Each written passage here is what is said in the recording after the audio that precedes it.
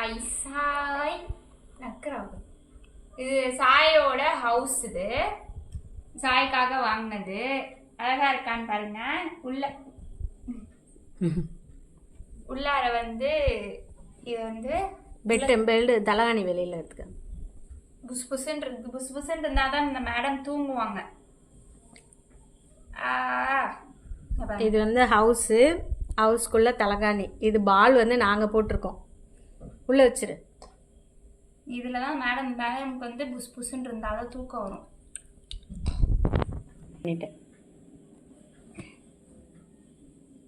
போ சாய், உள்ள போ.